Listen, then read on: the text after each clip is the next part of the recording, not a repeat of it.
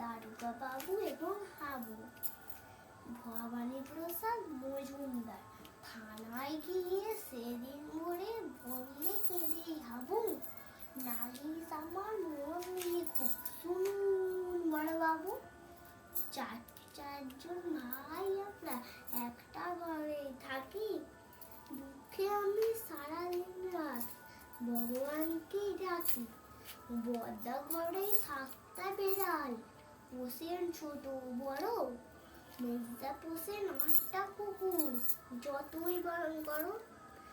শেষদা পাগল 10টা ছাগল, রাখেন ঘরে বেঁধে, মধ্যে তাদের প্রাণ জায়গায়, মরছি কেঁদে কেঁদে। দারোগা বাবু বললে, তোমরা কি সব ভুলো, সদাই খুলে রাখবে ঘরে জানলা দরজাগুলো। শুনেই হাবু বেজায় কাব, বলে করুণ সুরে, দেশটা পোষা পায়রা আমার যাবে